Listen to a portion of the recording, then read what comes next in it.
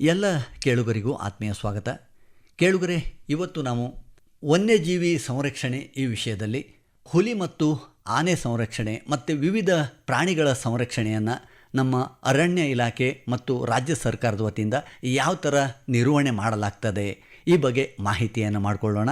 ನಮ್ಮ ಜೊತೆಗೆ ಇವತ್ತು ಬನ್ನೇರುಘಟ್ಟ ರಾಷ್ಟ್ರೀಯ ಉದ್ಯಾನವನದಲ್ಲಿ ಉಪ ಅರಣ್ಯ ಸಂರಕ್ಷಣಾಧಿಕಾರಿಗಳಾದ ಕಾಜಲ್ ಪಾಟೀಲ್ ಮೇಡಮ್ ಅವರು ನಮ್ಮ ಜೊತೆಗಿದ್ದಾರೆ. ಕಾಜಲ್ ಮೇಡಮ್ ಅವರೇ, ತಮಗೆ ಎಲ್ಲ ಕೇಳುಗರ ಪರವಾಗಿ ಆಕಾಶವಾಣಿ ಬೆಂಗಳೂರಿಗೆ ಸ್ವಾಗತ, ನಮಸ್ಕಾರ. ಧನ್ಯವಾದಗಳು ಸರ್. ಇವತ್ತು ನಮಗೆ ವನ್ಯಜೀವಿ ಸಂರಕ್ಷಣೆಯಲ್ಲಿ ಯಾವ್ಯಾವ ತರ ನಮ್ಮ ಸರ್ಕಾರ, ಕೇಂದ್ರ ಸರ್ಕಾರ ಮತ್ತೆ ರಾಜ್ಯ ಸರ್ಕಾರ ಮತ್ತೆ ತಮ್ಮ ಅರಣ್ಯ ಇಲಾಖೆ ವತಿಯಿಂದ ಯಾವ ತರ ಒಂದು ಸಂರಕ್ಷಣಾ ಕಾರ್ಯಕ್ರಮಗಳನ್ನ ಹಮ್ಮಿಕೊಂಡು ಹೋಗ್ತಾ ಇದ್ದೀರಿ, ಒಂದೊಂದಾಗಿ ಮಾಹಿತಿ ಮಾಡಿಕೊಡಿ ಮೇಡಮ್. ಪ್ರಥಮವಾಗಿ ನಮ್ಮ ಕರ್ನಾಟಕ ರಾಜ್ಯ ಏನಿದೆ, ಆ ಕರ್ನಾಟಕ ರಾಜ್ಯಕ್ಕೆ ಒಂದು ಅತಿ ಹೆಚ್ಚು ವನ್ಯ ಸಂಪತ್ತಿ ಹೊಂದಿದೆ. ಸೊ ಈ ಸಂರಕ್ಷಣೆಗೋಸ್ಕರ ನಾವು ಮೇನ್ಲಿ ಪ್ರಾಜೆಕ್ಟ್ ಟೈಗರ್ ಮತ್ತೆ ಪ್ರಾಜೆಕ್ಟ್ ಎಲಿಫೆಂಟ್ ಆ ಸ್ಕೀಮ್ ನಾವು ಇಂಪ್ಲಿಮೆಂಟ್ ಮಾಡ್ತಾ ಇದ್ದೀವಿ. ಅದರ ಜೊತೆಗೆ ನಮ್ದು ಮ್ಯಾನ್ ಅನಿಮಲ್ ಕಾನ್ಫ್ಲಿಕ್ಟ್ ಸ್ಕೀಮ್ ಕೂಡ ಇರುತ್ತೆ, ಮತ್ತೆ ನೇಚರ್ ಕನ್ಸರ್ವೇಷನ್ ಸ್ಕೀಮ್ ಕೂಡ ಇರುತ್ತೆ.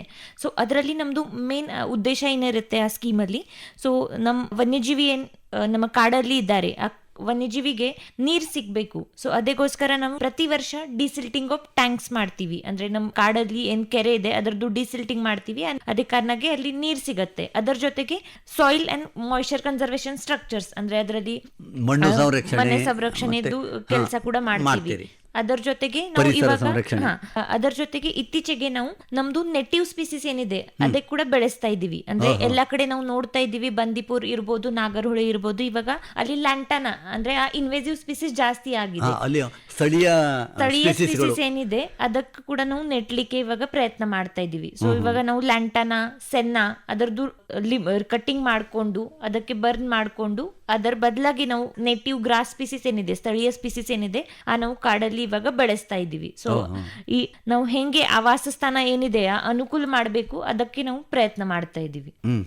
ಈಗ ಈ ಒಂದು ವನ್ಯಜೀವಿಗಳ ಸಂರಕ್ಷಣೆ ಈ ಸರ್ಕಾರ ಮತ್ತೆ ತಮ್ಮ ಅಧಿಕಾರಿಗಳ ಮಟ್ಟದಲ್ಲಿ ಒಳ್ಳೆ ಹೆಜ್ಜೆ ತಾವು ಇಡ್ತಾ ಇದ್ದೀರಲ್ಲ, ಇದು ಮುಖ್ಯವಾಗಿ ಯಾಕೆ ಇರಬಹುದು?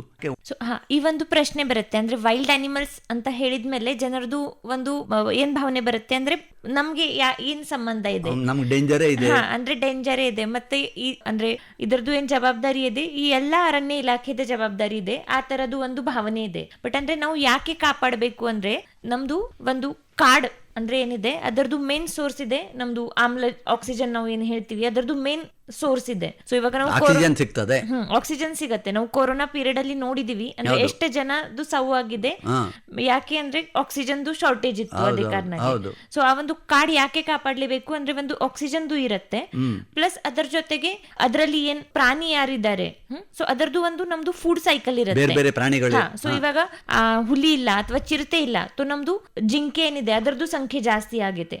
ಅದರದ್ದು ಸಂಖ್ಯೆ ಜಾಸ್ತಿ ಆಗಿದ್ಮೇಲೆ ನಮ್ದು ಅಂದ್ರೆ ಏನ್ ಬೆಳೆ ಏನಿದೆ ಅದರದ್ದು ನಾಶ ಜಾಸ್ತಿ ಆಗತ್ತೆ, ಅಂದ್ರೆ ಫಾರ್ಮರ್ಗೆ ಲಾಸ್ ಆಗತ್ತೆ. ಸೊ ಈ ಒಂದು ಏನ್ ಸೈಕಲ್ ಇದೆ ಆ ಫುಡ್ ಸೈಕಲ್ ನಾವು ಏನ್ ನೇಚರ್ ಅಲ್ಲಿ ಮೇಂಟೈನ್ ಮಾಡಿದೀವಿ, ಅದೇ ಕಾರಣಕ್ಕೆ ನಮ್ದು ಎಲ್ಲ ಏನ್ ಸಮತೋಲ ಆಗತ್ತೆ. ಅಂದ್ರೆ ನಮ್ದು ಬೆಳೆದು ಪ್ರೊಟೆಕ್ಷನ್ ಆಗತ್ತೆ, ಪ್ಲಸ್ ನಮ್ದು ಹುಲಿ ಚಿರತೆ ಯಾವಾಗ ಇಲ್ಲಿ ಅಲ್ಲಿ ಓಡಾಡ್ತಾರೆ ಆ ಟೈಮ್ಗೆ ಸೀಡ್ ಡಿಸ್ಪರ್ಸಲ್ ಕೂಡ ಕೆಲಸ ಮಾಡ್ತಾರೆ. ಮೇಡಮ್, ತಾವು ಹೇಳೋದು ಈಗ ಈ ಪ್ರಾಣಿಗಳ ಸೈಕಲ್ ಅನ್ನ ಅಥವಾ ಈ ಒಂದು ಏನು ಚಕ್ರನ ನಾವು ಮಾಡಿದ್ದಲ್ಲ, ಇದು ಮೊದ್ಲಿಂದಾನೇ ಇರೋದು. ಅದಕ್ಕಾಗಿ ನಾವು ಅದನ್ನ ಡಿಸ್ಟರ್ಬ್ ಮಾಡಬಾರ್ದು, ನಾವು ಅದಕ್ಕೆ ತೊಂದರೆ ಕೊಡಬಾರ್ದು, ಮತ್ತೆ ಅದು ನಾಶ ಆಗಂಗ ನೋಡ್ಕೋಬಾರ್ದು. ಎಲ್ಲಾ ಪ್ರಾಣಿಗಳು ಬೇಕು, ಆದ್ರೆ ಅದರಲ್ಲಿ ಕೆಲವು ಪ್ರಾಣಿಗಳು ಜಾಸ್ತಿ ಆದ್ರೆ ಮತ್ತೆ ಅನಾಹುತ ಆಗತ್ತೆ. ಈಗ ನೀವು ಹೇಳ್ದಾಗೆ ಜಿಂಕೆಗಳು ಜಾಸ್ತಿ ಆದ್ರೆ ಮತ್ತೆ ಅದು ಹತೋಟಿ ಮಾಡೋದು ಹೇಗೆ, ಅದು ಕೂಡ ಮತ್ತೆ ಈಗ ಹುಲಿಗಳು ಬೇಕಾಗುತ್ತೆ, ಸಿಂಹಗಳು ಬೇಕಾಗುತ್ತೆ, ಆ ತರ ತಾವು ನಿರ್ವಹಣೆ ಮಾಡ್ಬೇಕಾಗತ್ತೆ ಅಂತ. ಇನ್ನೊಂದು, ಈಗ ಹುಲಿಗಳ ಸಂಖ್ಯೆ ಕಡಿಮೆ ಆಗ್ತಾ ಇದೆ ಅಥವಾ ಸಿಂಹಗಳ ಸಂಖ್ಯೆ, ಇವು ಅತಿ ಏನು ಡೇಂಜರಸ್ ಸ್ಪೀಸೀಸ್ ಅಂತ ಹೇಳ್ತಾರಲ್ವ, ಅಂದರೆ ಅಳಿವಿನಂಚಿನಲ್ಲಿ ಬಂದಂಥ ಸಾಕಷ್ಟು ಪ್ರಾಣಿಗಳು ಇದ್ದಾವೆ. ಅವುಗಳ ರಕ್ಷಣೆಗೋಸ್ಕರ ತಮ್ಮ ಬನ್ನೇರುಘಟ್ಟ ಉದ್ಯಾನ ಇರ್ಬೋದು, ಬಂಡೀಪುರ ಇರ್ಬೋದು, ಅಥವಾ ಬೇರೆ ಬೇರೆ ಉದ್ಯಾನದಲ್ಲಿ ಯಾವ ಥರ ತಾವು ಕಾರ್ಯ ಯೋಜನೆ ಹಾಕ್ಕೊಂಡಿರಿ? ಅಂದರೆ ವನ್ಯಜೀವಿ ಸಂರಕ್ಷಣೆಗೋಸ್ಕರ ನಾವು ಅಂದರೆ ಆವಾಸತನ ಅಭಿವೃದ್ಧಿ ಪ್ರೋಗ್ರಾಮ್ ಹಮ್ಮಿಕೊಳ್ತಾ ಇದ್ದೀವಿ. ಅದರ ಜೊತೆಗೆ ಅದರದ್ದು ಅಂದ್ರೆ ಪ್ರೊಟೆಕ್ಷನ್ ಆಗ್ಬೇಕು, ಪೋಚಿಂಗ್ ಇಂದ ಇರ್ಬೋದು, ಹಂಟಿಂಗ್ ಇಂದ ಇರ್ಬೋದು. ಅದೇ ಕಾರಣಕ್ಕೆ ನಾವು ವನ್ಯಜೀವಿ ಸಂರಕ್ಷಣೆ ಕಾಯ್ದೆ 1972 ಏನ್ ಕಾಯ್ದೆ ಇದೆ, ಅದರ ಮೂಲಕ ನಾವು ವನ್ಯಜೀವಿ ಸಂರಕ್ಷಣೆ ಮಾಡ್ತಾ ಇದ್ದೀವಿ. ಸೊ ಅದರಲ್ಲಿ ಏನಾದರೂ ಹಂಟಿಂಗ್ ಯಾರಾದರೂ ಮಾಡ್ತಾರೆ ನಾವು ಅದರ ಬೇಸಿಸ್ ಮೇಲೆ ನಾವು ಕೇಸ್ ಬುಕ್ ಮಾಡ್ತೀವಿ, ಮತ್ತೆ ಅದರದ್ದು ಮುಂದಿನ ಪ್ರೊಸೀಜರ್ ಫಾಲೋ ಮಾಡ್ತೀವಿ. ಅದರ ಜೊತೆಗೆ ನಾವು ಅಂದ್ರೆ ಜನರಲ್ಲಿ ಅರಿವು ಮೂಡಿಸುವಗೋಸ್ಕರ ಕೂಡ ಬೇರೆ ಬೇರೆ ಪ್ರೋಗ್ರಾಮ್ಸ್ ನಾವು ಹಳ್ಳಿಯಲ್ಲಿ ಇರ್ಬೋದು, ಶಾಲಾ ಕಾಲೇಜಸ್ ಅಲ್ಲಿ ನಾವು ಇಟ್ಕೊಡ್ತಾ ಇದ್ದೀವಿ. ಅಂದ್ರೆ ಮಕ್ಕಳಿಗೂ ಕೂಡ ಅರಿವು ಮಾಡ್ತಾ ಇದ್ದೀರಿ, ಅಲ್ಲಲ್ಲಿ ಕಾರ್ಯಕ್ರಮ ಕೂಡ ಏರ್ಪಾಡು ಮಾಡ್ತಾ ಇದ್ದೀರಿ. ವಿಶೇಷವಾಗಿ ನಮ್ಮಲ್ಲಿ ಚಿನ್ನರ ವನದರ್ಶನ ಅಂತ ಪ್ರೋಗ್ರಾಮ್ ಇದೆ. ಸೊ ಅದರಲ್ಲಿ ನಾವು ಸರ್ಕಾರಿ ಶಾಲೆಯಲ್ಲಿ ಯಾರು ಮಕ್ಕಳಿಸಿದ್ದಾರೆ ಅವರಿಗೆ ನಾವು 2 ದಿನಗೋಸ್ಕರ ಕಾಡ್ ಒಳಗಡೆ ನಾವು ಬಿಡ್ತೀವಿ. ಇನ್ನೊಂದು ಕಾಜಲ್ ಮೇಡಮ್ ಅವರೇ, ಈಗ ಹುಲಿ ಬಂತು ಮತ್ತೆ ಆನೆ ಬಂತು, ತಮ್ಮ ಬೆಳೆಗೆ ನಾಶ ಮಾಡ್ತಾ ಇದೆ, ತಮ್ಮ ಜನರಿಗೆ ಬಂದು ದಾಳಿ ಮಾಡ್ತಾ ಇದ್ದಾವೆ, ಮತ್ತೀಗ ಸಣ್ಣ ಪುಟ್ಟ ಅನಾಹುತ ಆಗುತ್ತೆ, ಜೀವಹಾನಿ ಆಗುತ್ತೆ. ಅಂಥ ಸಂದರ್ಭದಲ್ಲಿ ತಾವು ಅರಣ್ಯ ಇಲಾಖೆಯವರು ಯಾವ ಥರ ಕ್ರಮ ಕೈಗೊಳ್ತೀರಿ? ಅಂದರೆ ಬೆಳೆ ನಾಶ ಆದ ನಂತರ ಅಥವಾ ಯಾವುದು ಗಾಯಗೊಂಡದು ಅಥವಾ ಸಾವುದು ಪ್ರಕರಣ ಆದ ನಂತರ ನಾವು ತಕ್ಷಣ ನಮ್ಮದು ಸ್ಟಾಫ್ ಏನಿದೆ ನಾವು ಅಲ್ಲಿ ಹೋಗ್ತೀವಿ. ಅಂದರೆ ಬೆಳೆ ನಾಶ ಇದೆ ಅದರಲ್ಲಿ ಅಂದರೆ ಕನ್ಸರ್ನ್ ಗಾರ್ಡ್ಸ್ ಮತ್ತು ಡೆಪ್ಯೂಟಿ ಫಾರೆಸ್ಟ್ ಆಫೀಸರ್ಸ್ ಯಾರಿದ್ದಾರೆ ಅವ್ರು ಇಮಿಡಿಯೇಟ್ ಆಗಿ ಅಲ್ಲಿ ಹೋಗ್ತಾರೆ. ಅಲ್ಲಿದು ಒಂದು ಮಹಾಜರ್ ಮಾಡ್ತಾರೆ. ಸ್ಥಳ ಮಹಾಜರ್ ಮಾಡಿದ ಮೇಲೆ ಅಲ್ಲಿದು ಏನು ರಿಪೋರ್ಟ್ ಇದೆ ಆ ನಮ್ಮದು ಒಂದು ಈ ಪರಿಹಾರ ಅಂತ ಒಂದು ನಾವು ಅರಣ್ಯ ಇಲಾಖೆಯಿಂದ ಒಂದು ಆ್ಯಪ್ ಡೆವಲಪ್ ಮಾಡಿದ್ದೀವಿ. ಸೊ ಅರಣ್ಯ ಇಲಾಖೆ ಏನ್ ಆ್ಯಪ್ ಇದೆ ಆ ಆ್ಯಪ್ ಅಲ್ಲಿ ಅಲ್ಲಿದು ಇನ್ಫಾರ್ಮೇಶನ್ ನಾವು ಹಾಕ್ತೀವಿ. ಅಂದ್ರೆ ಅದರಲ್ಲಿ ಬೇಸಿಕ್ ಮಾಹಿತಿ ಇರುತ್ತೆ. ಅಂದ್ರೆ ಎಕ್ಸಾಕ್ಟ್ಲಿ ಇನ್ಸಿಡೆಂಟ್ ಎಲ್ಲಿ ಆಗಿದೆ, ಏನ್ ಡ್ಯಾಮೇಜ್ ಆಗಿದೆ, ಅದರದ್ದು ಫೋಟೋಸ್ ಇರುತ್ತೆ. ಸೊ ಎಲ್ಲ ಮಾಡಿದ್ಮೇಲೆ ಅದರದ್ದು ಬೇಸಿಕ್ ಅದರದ್ದು ಬೆಳೆ ಎಷ್ಟು ಆಗ್ಬೋದು, ನಮ್ದು ಸರ್ಕಾರದಿಂದ ನಮಗೆ ಒಂದು ದರಪಟ್ಟಿ ಬಂದಿದೆ. ಸೊ ಅದೇ ಪ್ರಕಾರ ಪರಿಹಾರ ಯಾವ ಎಷ್ಟು ನಾವು ಕೊಡ್ಬೋದು ಅದರದ್ದು ಒಂದು ಬರುತ್ತೆ. ಅದ ನಂತರ ಕನ್ಸರ್ನ್ RFOs ಲಾಗಿನ್ಗೆ ಹೋಗುತ್ತೆ, ACF ಲಾಗಿನ್ಗೆ ಹೋಗುತ್ತೆ, ಮತ್ತೆ DFO ಲಾಗಿನ್ಗೆ ಹೋಗುತ್ತೆ. ಸೊ ಅಲ್ಲಿ ಎಲ್ಲ ನೋಡಿದ್ಮೇಲೆ ಎಲ್ಲ ವೆರಿಫಿಕೇಶನ್ ಆದ ನಂತರ ಒಂದು OM ಸ್ಯಾಂಕ್ಷನ್ ಆಗುತ್ತೆ. ಮತ್ತೆ ನಾವು ಅದರ ಬೇಸಿಸ್ ಮೇಲೆ ಒಂದು ಬಿಲ್ ಜನರೇಟ್ ಮಾಡಿಕೊಂಡು ಆ ಕನ್ಸರ್ನ್ ರೈತರು ಯಾರಿದ್ದಾರೆ ಅವರಿಗೆ ಅವ್ರ ಅಕೌಂಟ್ಗೆ ಈ ಅಮೌಂಟ್ ಹೋಗುತ್ತೆ. ಇನ್ನೊಂದು ಕಾಜಲ್ ಮೇಡಮ್ ಅವರೇ, ಈಗ ಪ್ರಿವೆನ್ಷನ್ ಇದ್ ಬೆಟರ್ ದ್ಯಾನ್ ಕ್ಯೂರ್ ಅಂತಾರಲ್ಲ, ಅಂದರೆ ಪ್ರಾಣಿಗಳು ಅಲ್ಲೇ ಇರ್ತದೆ, ಹಾಗಾಗಿ ಸ್ವಲ್ಪ ಎಚ್ಚರಿಕೆ ತಗೋಬೇಕು ಅಂತಿರ್ತಾರಲ್ಲ, ಅಂಥದ್ರ ಬಗ್ಗೆ ತಾವು ಮೊದಲೇ ಅಲ್ಲಿದ್ದ ಸ್ಥಳೀಕರಿಗೆ ನೀವು ಸ್ವಲ್ಪ ಜಾಗ್ರತೆಯಿಂದ ಇರಿ, ಈ ಥರ ಏನಾದ್ರು ಸಲಹೆ ಕೊಡ್ಬೋದಾ? ಹೌದು, ಬಿಕಾಸ್ ಮೊದಲೇ ಕೊಟ್ಟಿರ್ತೀರಿ. Prevention is better than cure ಅಂತ ತಾವು ಏನು ಹೇಳಿದಿರಾ, ನಿಜವಾಗ್ಲೂ ಅಂದರೆ ಯಾವುದೇ ಜೀವ ಹಾನಿ ಆಗಬಾರ್ದು, ತಮ್ಮ ಮನೆಯಲ್ಲಿರೋ ಗೋವು ಅಥವಾ ಯಾವ ಪ್ರಾಣಿಗಳಿಗೂ ಕೂಡ ಅನಾಹುತ ಆಗಬಾರ್ದು. ಒಂದ್ಸಾರಿ ಹೋಯ್ತಲ್ಲ ಅಂದ್ರೆ ಪ್ರಾಣಿಗಳು ಹೋಗಿಬಿಡ್ತಾವೆ. ಅದಕ್ಕಾಗಿ ಮೊದಲೇನೆ ಸ್ವಲ್ಪ ಕೇರ್ಫುಲ್ ಆಗಿ ರಕ್ಷಣಾತ್ಮಕವಾಗಿರೋದು. ಹೌದು. ಸೊ ಅದಕ್ಕೋಸ್ಕರ ನಾವು ಅಂದರೆ ಎಲ್ಲಿ ನಮ್ಮದು ಎಂಟ್ರಿ ಪಾಯಿಂಟ್ಸ್ ಇದೆ, ಸೊ ಅಲ್ಲಿ ನಾವು ಸೈನೇಜ್ ಬೋರ್ಡ್ಸ್ ಹಾಕಿದ್ದೀವಿ. ಅದರಲ್ಲಿ ಅಂದರೆ ಇಲ್ಲಿ ವನ್ಯಪ್ರಾಣಿದು ಮೂವ್ಮೆಂಟ್ ಇದೆ, ಸೊ ನೀವು ನೀವು ಜಾಗ್ರತೆಯಿಂದ ಇಡೀರಿ, ಎಚ್ಚರಿಕೆ ಎಲ್ಲ ಸಮಯದಲ್ಲೂ ತಿರುಗಾಡಬೇಡಿ. ಆ ಒಂದು ಮಾಡ್ತೀವಿ. ಅದರ ಜೊತೆಗೆ ನಮ್ದು ಒಂದು ಕಂಟ್ರೋಲ್ ರೂಮ್ ಇರುತ್ತೆ ಡಿವಿಷನ್ ಅಲ್ಲಿ. ಸೊ ಆ ಕಂಟ್ರೋಲ್ ರೂಮ್ ಮುಖಾಂತರ ನಾವು ಬಲ್ಕ್ ಮೆಸೇಜಸ್ ಕೂಡ ನಮ್ದು ನ್ಯಾಷನಲ್ ಪಾರ್ಕ್ ಪಕ್ಕದಲ್ಲಿ ಏನು ಹಳ್ಳಿಸಿದೆ ಅಲ್ಲಿ ನಾವು ಬಲ್ಕ್ ಮೆಸೇಜ್ ಕೂಡ ಕಳಿಸ್ತೀವಿ. ಇವಾಗ ಇಲ್ಲಿ ಮೂವ್ಮೆಂಟ್ ಆಗಿದೆ, ಸೊ ನೀವು ದಯವಿಟ್ಟು ಹೊರಗಡೆ ಬರಬೇಡಿ. ಆ ಒಂದು ನಾವು ಮೆಸೇಜ್ ನಾವು ಡೈಲಿ ಕಳಿಸ್ತೀವಿ. ಸೊ ನಮ್ಗೆ ಕಂಟ್ರೋಲ್ ರೂಮ್ಗೆ ಯಾವಾಗ ಕಂಪ್ಲೇಂಟ್ ಬರುತ್ತೆ ರೈತರಿಂದ ಇರ್ಬೋದು ಅಥವಾ ನಮ್ ಸ್ಟಾಫ್ ಇಂದ ಇರ್ಬೋದು, ಸೊ ನಾವು ಇಮಿಡಿಯೇಟ್ ಆಗಿ ಅಕ್ಕಪಕ್ಕ ಹಳ್ಳಿಗಳಲ್ಲಿ ಆ ಮೆಸೇಜ್ ನಾವು ಕಳಿಸ್ತೀವಿ. ಅದರ ಜೊತೆಗೆ ನಾವು ಕೆಲವೊಂದ್ ಕಡೆ ಎಲಿಫೆಂಟ್ ಅರ್ಲಿ ವಾರ್ನಿಂಗ್ ಸಿಸ್ಟಮ್ಸ್ ಕೂಡ ಹಾಕಿದೀವಿ. ಸೊ ನಮ್ಗೆ ಏನ್ ಮೆಸೇಜ್ ಬರುತ್ತೆ ಅದೇ ಬೇಸಿಸ್ ಮೇಲೆ ನಾವು ಆ ಕನ್ಸರ್ನ್ ಹಳ್ಳಿಯಲ್ಲಿ ಕೂಡ ಅರ್ಲಿ ವಾರ್ನಿಂಗ್ ಸಿಸ್ಟಮ್ ಇಂದ ಕಂಟ್ರೋಲ್ ರೂಮ್ ಮುಖಾಂತರ ಅರ್ಲಿ ವಾರ್ನಿಂಗ್ ಸಿಸ್ಟಮ್ಗೆ ಕೂಡ ಮೆಸೇಜ್ ಕಳಿಸ್ತೀವಿ. ಮತ್ತೆ ಅಲ್ಲಿಂದ ಕೂಡ ಒಂದು ಅಲರ್ಟ್ ಜನರಿಗೆ ಹೋಗುತ್ತೆ ಅಂದ್ರೆ ಹಳ್ಳಿಯಲ್ಲಿ. ಇನ್ನೊಂದು ಕಾಜಲ್ ಮೇಡಮ್ ಅವರೇ, ಈಗ ಸೂಕ್ಷ್ಮವಾಗಿ ತಾವು ಅರಣ್ಯದವನ್ನು ಗಮನಿಸ್ತಾ ಇದ್ದೀರಿ, ಅಂದರೆ ಕಾಡು ಪ್ರಾಣಿಗಳ ಚಲನೆ ಎಲ್ಲೆಲ್ಲಿದೆ. ಅದಕ್ಕಾಗಿ ಈಗ ಕೆಲವು ಪ್ರದೇಶದಲ್ಲಿ ಕೂಡ ತಾವು CC ಕ್ಯಾಮ್ರಾ ಕೂಡ ಹಾಕಿರ್ಬೋದು. ಯಾಕಂದ್ರೆ ಅನಾಹುತ ಆಗೋದು ಮೊದಲೇ ತಪ್ಪಿಸ್ಕೋಬೇಕಲ್ಲ. ಹೆಚ್ಚು ಕಡಿಮೆ ಆದರೆ ಮತ್ತೆ ತಮ್ಮ ಅಧಿಕಾರ ವರ್ಗಕ್ಕೆ ಜನ ಮತ್ತೆ ಇದು ಮಾಡ್ತಾರೆ, ಹೀಗೆ ಯಾಕಾಯ್ತು ಅಂತ ಮತ್ತೆ ಧರಣಿ ಕೂರೋದು, ಉಪವಾಸ ಮಾಡೋದು, ಹಿಂಗೇನೋ ಮಾಡ್ತಾರೆ. ಅದಕ್ಕೆ ಈಗ ಪ್ರಾಣಿಗಳು ಬರ್ದಿದ್ದಂಗೆ ಅಥವಾ ನೀವು ಇಲ್ಲಿ ಹೋಗಬೇಡಿ ಅಂತೇಳಿ ನೀವು ಮೊದಲೇ ತಿಳಿಸಿರ್ತೀರಿ. CC ಕ್ಯಾಮ್ರಾನು ಕೂಡ ಅನೇಕ ಕಡೆ ಈಗ ಹಾಕಿರ್ಬೋದಲ್ಲ, ಬೇರೆ ಬೇರೆ ಕಡೆ CC ಕ್ಯಾಮೆರಾಸ್ ಕೂಡ ಇದೆ. ಮತ್ತೆ ಇವಾಗ ನಾವು ಇತ್ತೀಚೆಗೆ AI ಕ್ಯಾಮೆರಾಸ್ ಕೂಡ ಹಾಕಿದ್ದೀವಿ. So AI cameras, artificial intelligence cameras ಕೂಡ ಹಾಕಿದ್ದೀವಿ. ಅದರದ್ದು ನಮಗೆ ಏನಿದೆ ಸೋರ್ಸ್ ಏನಿದೆ ಒಂದು ಆ್ಯಪ್ ಮುಖಾಂತರ ಯಾವ ಥರ ಕೆಲಸ ಮಾಡುತ್ತೆ ಮೇಡಮ್? ಅದಂದ್ರೆ ನಾವು ಎಲ್ಲಿ ನಮಗೆ ಜಾಸ್ತಿ ಮೂವ್ಮೆಂಟ್ ಇದೆ ಆ ಮೂವ್ಮೆಂಟ್ ಐಡೆಂಟಿಫೈ ಮಾಡಿಕೊಂಡು ನಾವು ಆ ಕ್ಯಾಮೆರಾಸ್ ಹಾಕಿದ್ದೀವಿ. ಸೊ ಆ ಕ್ಯಾಮೆರಾಸ್ ಹಾಕಿದ ನಂತರ ಯಾವಾಗ ಮೂವ್ಮೆಂಟ್ ಆಗುತ್ತೆ ಆ ಟೈಮ್ಗೆ ನಮಗೆ ಒಂದು ಮೊಬೈಲ್ಗೆ ಒಂದು ಅಲರ್ಟ್ ಬರುತ್ತೆ. ಅಂದ್ರೆ ಇವಾಗ ಆನೆ ದಾಟಿದೆ ಇಲ್ಲಿಂದ ಹೊರಗಡೆ, ನಾವು ಇಮಿಡಿಯೇಟ್ ಆಗಿ ಅಲ್ಲಿ ಸ್ಟಾಫ್ಗೆ ಕಳಿಸ್ತೀವಿ. ಮತ್ತೆ ಕನ್ಸರ್ನ್ ವಿಲೇಜ್ ಅಲ್ಲಿ ಯಾರಾದ್ರೂ ಸ್ಥಳೀಯ ಮುಖಂಡರು ಇದ್ದಾರೆ ಅವರಿಗೆ ಮೆಸೇಜ್ ಕಳಿಸ್ತೀವಿ, ಅಥವಾ ಕನ್ಸರ್ನ್ ಬಲ್ಕ್ ಮೆಸೇಜ್ ಮುಖಾಂತರ ಎಲ್ಲ ವಿಲೇಜರ್ಸ್ಗೆ ಮೆಸೇಜ್ ಕಳಿಸ್ತೀವಿ. ಅಂದ್ರೆ ಈ ತರ ಮೂವ್ಮೆಂಟ್ ಆಗಿದೆ, ಸೊ ನೀವು ದಯವಿಟ್ಟು ಒಳಗಡೆ ಬರಬೇಡಿ, ಜಾಗ್ರತೆಯಿಂದ ಇರಿ ಅಂತ ಒಂದು ಮೆಸೇಜ್ ಕಳಿಸ್ತೀವಿ. ಸೊ ಅಂದ್ರೆ ಇವಾಗ ನಮ್ದು AI ಇದು ಸಾಮಾನ್ಯವಾಗಿ ವಾರದಲ್ಲಿ ಎಷ್ಟು ದಿನ ಜಾಗ್ರತೆ ಮೆಸೇಜ್ ತಾವು ಕಳಿಸ್ತೀರಿ? ಇಲ್ಲ ಅಂದ್ರೆ ಪ್ರತಿದಿನ ನಡೀತಾ ಇರುತ್ತೆ. ಅಂದ್ರೆ ಯಾವಾಗ ನಮ್ಗೆ ಕಂಟ್ರೋಲ್ ರೂಮ್ಗೆ ಮೆಸೇಜ್ ಬರುತ್ತೆನಾ ಈ ತರ ಆನೆದು ಮೂವ್ಮೆಂಟ್ ಇದೆ, ನಾವು ಇಮಿಡಿಯೇಟ್ ಆಗಿ ಕಳಿಸ್ತೀವಿ. ಅಂದ್ರೆ ಪ್ರತಿದಿನ ಆನೆ, ಹುಲಿ, ಚಿರತೆ ಯಾವಾಗ ಮೂವ್ಮೆಂಟ್ ಇದೆನಾ ನಾವು ಇಮಿಡಿಯೇಟ್ ಆಗಿ ಕಳಿಸ್ತೀವಿ. ಆಮೇಲೆ ಈಗ ನಮ್ಮ ಕರ್ನಾಟಕದಲ್ಲಿ ಸಾಮಾನ್ಯವಾಗಿ ಒಂದು ಅಂದಾಜು ಪ್ರಕಾರ ಈ ಹುಲಿಗಳ ಸಂಖ್ಯೆ ಅಥವಾ ಚಿರತೆಗಳ ಸಂಖ್ಯೆ ಎಷ್ಟಿರ್ಬೋದು ಒಂದು ಅಂದಾಜು ಪ್ರಕಾರ? ಸೊ ನಮ್ದು ಲಾಸ್ಟ್ 2022 ಏನ್ ಸೆನ್ಸಸ್ ಆಗಿದೆ ಅದೇ ಪ್ರಕಾರ ನಮ್ಮ ಕರ್ನಾಟಕ ರಾಜ್ಯದಲ್ಲಿ 563 ಟೈಗರ್ಸ್ ಇದೆ. ಅಲ್ಲ, ಇದು ನಿಮಗೆ ಎಲ್ಲ ಪ್ರಾಣಿಗಳು ಅಂದರೆ ಎಲ್ಲ ಹುಲಿಗಳು ನಿಮಗೆ ಗಮನಕ್ಕೆ ಬಂದಿರುತ್ತಾ? ಇರಲಿಕ್ಕಿಲ್ಲ, ಯಾಕಂದರೆ ಈಗ ಕರ್ನಾಟಕ ವಿಸ್ತಾರವಾಗಿದೆಯಲ್ಲ. ಈಗ ಉತ್ತರ ಕನ್ನಡ ತಗೊಳ್ಳಿ, ಶಿವಮೊಗ್ಗ ತಗೊಳ್ಳಿ, ಅಲ್ಲೆಲ್ಲ ನೀವು CCTV ಕ್ಯಾಮರಾ ಇಟ್ಟಿರ್ಲಿಕ್ಕಿಲ್ಲ, ಆದರೆ ಹುಲಿಗಳು ಅಲ್ಲೂ ಇದ್ದಾವೆ. ಅದ್ರ ಜೊತೆಗೆ ನಾವು ಏನ್ ಮಾಡ್ತೀವಿ, ಪ್ರತಿ ವರ್ಷ ಅಂದ್ರೆ ಭಾರತ ಸರ್ಕಾರದಿಂದ ಒಂದು ಟೈಗರ್ ಸೆನ್ಸಸ್ ಆಗುತ್ತೆ ಪ್ರತಿ 4ನೇ ವರ್ಷಗೆ. ಸೊ ಲಾಸ್ಟ್ ಅಂದ್ರೆ ಪ್ರತಿಯೊಂದು ಹುಲಿಗಳದ್ದು ನಿಮ್ದು ಲೆಕ್ಕ ಸಿಗುತ್ತೆ. ಅದರದ್ದು ಅಂದ್ರೆ ಏನಿದೆ ಅಂದ್ರೆ ನಾವು 4 ಫೇಸಸ್ ಅಲ್ಲಿ ನಾವು ಕೆಲಸ ಮಾಡ್ತೀವಿ. ಸೊ ಫಸ್ಟ್ ಫೇಸ್ ಅಲ್ಲಿ ಏನಿರುತ್ತೆ, ನಾವು ಕಾರ್ನಿವೋರ್ ಸೈನ್ ಸರ್ವೆ ಅಂತ ಮಾಡ್ತೀವಿ. ಸೊ ಕಾರ್ನಿವೋರ್ ಸೈನ್ ಸರ್ವೆ ಅಲ್ಲಿ ಏನಿರುತ್ತೆ, ನಮ್ದು ಕಾರ್ನಿವೋರ್ ಅಂದ್ರೆ ನಮ್ದು ಏನ್ ಟೈಗರ್ ಇದೆ, ಚಿರತೆ ಇದೆ, ಮತ್ತೆ ಮೇಗಾ ಹರ್ಬಿವೋರ್ಸ್ ಅಂದ್ರೆ ದೊಡ್ಡ ಏನ್ ಶಾಕಾಹಾರಿ ಪ್ರಾಣಿ ಇದೆ ಅಂದ್ರೆ ಎಲಿಫೆಂಟ್ ಇರ್ಬೋದು. ಸೊ ಅದರದ್ದು ಏನೇನ್ ನಮ್ಗೆ ಸೈನ್ ಅಂದ್ರೆ ಏನ್ ಸಿಂಬಲ್ಸ್ ನಮ್ಗೆ ಸಿಕ್ಕಿದೆ ಅಂದ್ರೆ ಪಗ್ ಮಾರ್ಕ್ ಇರ್ಬೋದು, ಅವ್ರದ್ದು ಸ್ಕ್ರಾಪ್ ಇರ್ಬೋದು, ಅಂದ್ರೆ ಮಾಂಸಾಹಾರಿ ಪ್ರಾಣಿ. ಮಾಂಸಾಹಾರಿ ಪ್ರಾಣಿದು ಅಂದ್ರೆ ಎಲ್ಲಿ ಏನ್ ಸೈನ್ ಏನ್ ಬಂದಿದೆ ನಮ್ದು, ಅವ್ರದ್ದು ಹೆಜ್ಜೆ ಇರ್ಬೋದು, ಅವ್ರದ್ದು ಸ್ಕ್ಯಾಟ್ ಇರ್ಬೋದು. ಸೊ ಅದರದ್ದು ಒಂದು ನಾವು ಸರ್ವೆ ಮಾಡ್ತೀವಿ, ಕಾರ್ನಿವೋರ್ ಸೈನ್ ಸರ್ವೆ.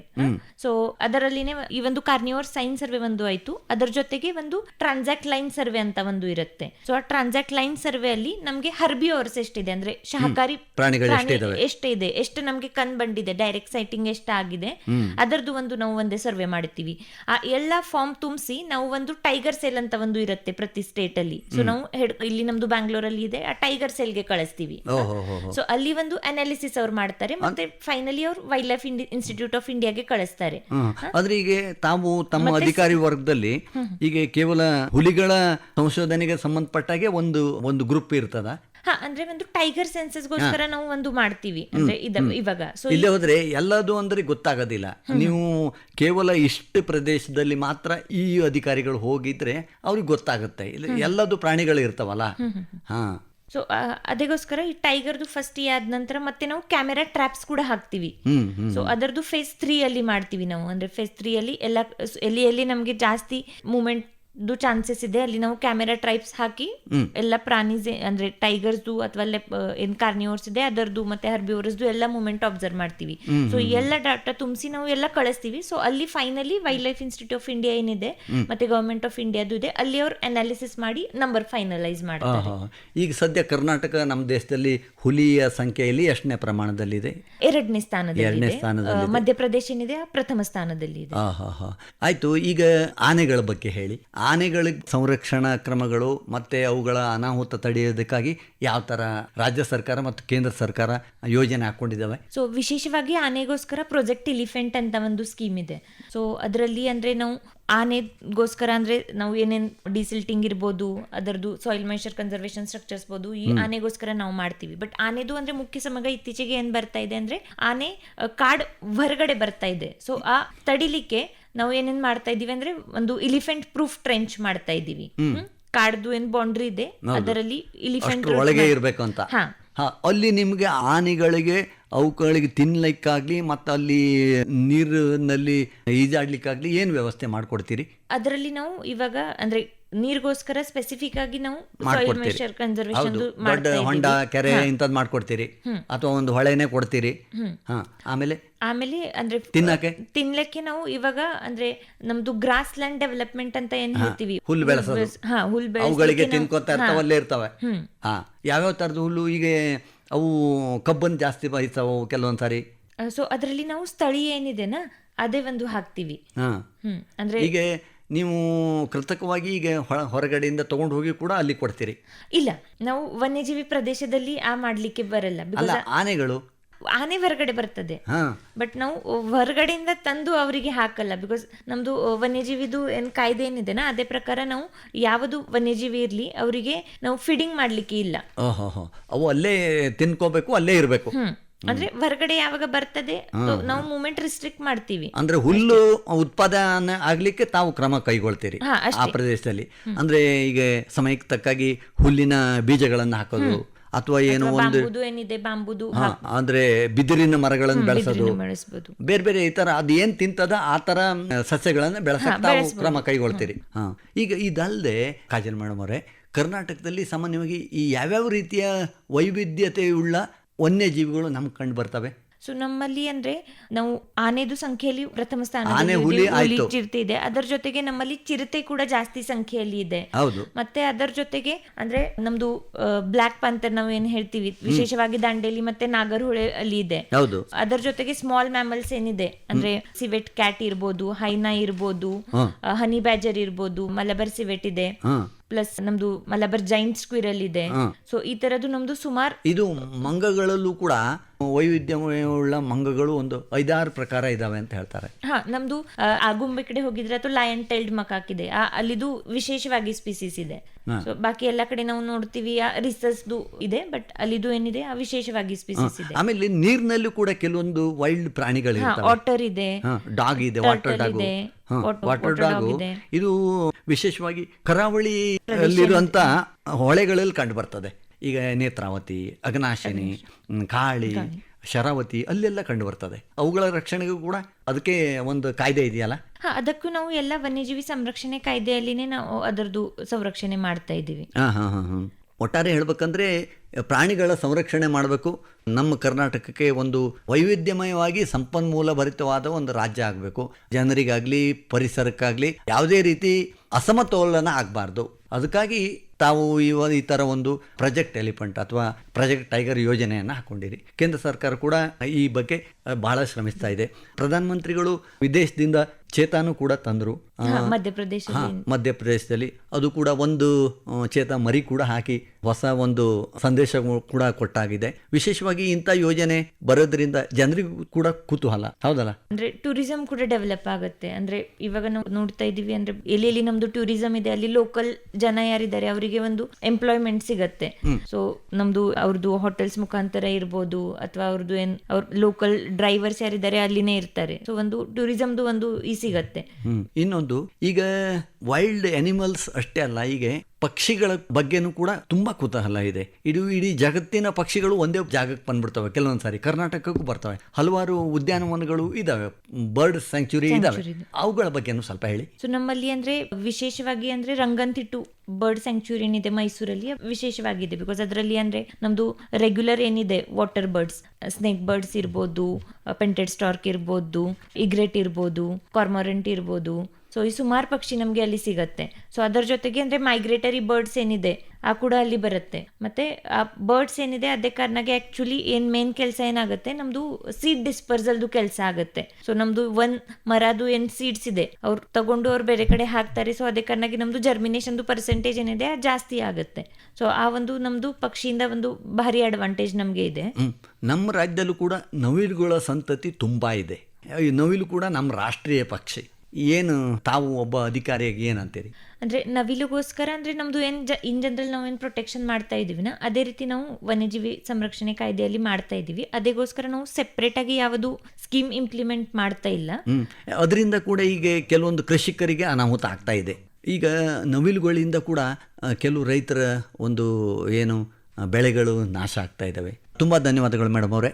ಆಕಾಶವಾಣಿ ಬೆಂಗಳೂರಿಗೆ ಬಂದು ಪ್ರಸ್ತುತ ಕರ್ನಾಟಕ ರಾಜ್ಯದಲ್ಲಿ ಹುಲಿ ಮತ್ತು ಆನೆಗಳ ಯೋಜನೆ ಪ್ರಾಜೆಕ್ಟ್ ಟೈಗರ್ ಮತ್ತು ಪ್ರಾಜೆಕ್ಟ್ ಎಲಿಫೆಂಟ್ ಈ ಯೋಜನೆ ಬಗ್ಗೆ ಯಾವ ಥರ ಕಾರ್ಯಕ್ರಮಗಳನ್ನು ತಮ್ಮ ಇಲಾಖೆ ವತಿಯಿಂದ ರಾಜ್ಯ ಸರ್ಕಾರ ಮತ್ತು ಕೇಂದ್ರ ಸರ್ಕಾರ ಯಾವ ರೀತಿ ಕ್ರಮ ಕೈಗೊಳ್ತಾ ಇದ್ದಾವೆ, ಯಾವ ರೀತಿ ಇಲ್ಲಿ ಇಂಪ್ಲಿಮೆಂಟ್ ಆಗ್ತಾ ಇದೆ, ಈ ಬಗ್ಗೆ ತುಂಬ ಮಹತ್ವವಾದ ಮಾಹಿತಿಯನ್ನು ಕೊಟ್ಟರಿ. ತಮಗೆ ಎಲ್ಲ ಕೇಳುಗರ ಪರವಾಗಿ ನಮಗೆ ತುಂಬ ಧನ್ಯವಾದಗಳು. ನಮಸ್ಕಾರ. ಧನ್ಯವಾದಗಳು.